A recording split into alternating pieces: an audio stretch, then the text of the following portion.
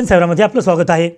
मुदखेड नगर परिषद निवडणुकीत वार्ड क्रमांक 10 मधील वातावरण चांगलेच तापले असून मुस्लिम बहुल भागातही भाजप जोरदार प्रचार करत आहे।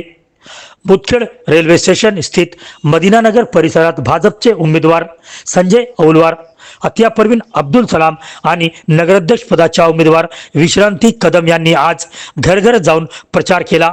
या प्रचाराची विशेष नोंद घेण्यासारखी गोष्ट म्हणजे मुस्लिम महिलांची उत्स्फूर्त आणि विक्रमी उपस्थिती।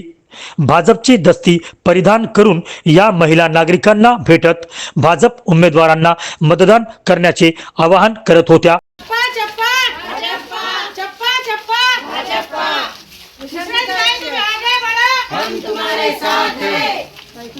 आणि चप्पा चप्पा भाजपचे जोशपूर्ण नारे देत परिसर दणाणून सोडत होत्या।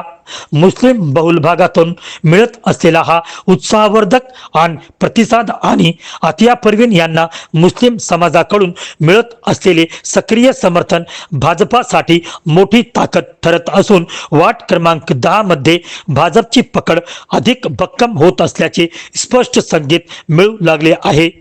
त्यामुळे या वेळेची निवडणूक अधिकच रंगतदार होण्याची शक्यता आहे। मुदखेडहून अब्दुल रजाक यांची विशेष रिपोर्ट। आम्ही प्रभाग क्रमांक 10 मध्ये आलेलो आहोत। इथे प्रतिसाद खूप चांगला भेटत आहे। महिला भरपूर आहेत। नमस्ते सगळ्यांना। आम्ही प्रभाग क्रमांक 10 मध्ये आलेलो आहोत। आमचे 3 उमेदवार आहेत आणि आम्ही मुस्लिम एरियामध्ये आहोत आणि सध्या ज्या प्रकारे मी बघायला इथं मुस्लिमांचा खूप चांगला प्रतिसाद आहे। मला असं वाटतं, मला आशा पण आहे की आम्ही 100% भाजपाला इथून विजयी करणार आहोत आणि भाजपा या एरियामधून भाजपाच विजय होईल याची मला 100% गॅरंटी आहे। तर आपल्या उमेदवाराचं नाव काय? सौभाग्यवती विश्रांती माधवराव कदम आणि हे सलाम सरांच्या वाईफ अतिया बेगम आणि संजय औलवार। कसा प्रतिसाद कसा भेटतो? मुस्लिमांचा प्रतिसाद खूप चांगला आहे। मला वाटत नव्हतं आधी, पण भाजपाला इथं विजयी करतील हे आता वाटायले। प्रतिसाद बघून खूप चांगला प्रतिसाद भेटतो आम्हाला, कारण आमचे उमेदवार पण तसेच आहेत, त्यामुळे विजयी होतील अशी आशा आहे आम्हाला।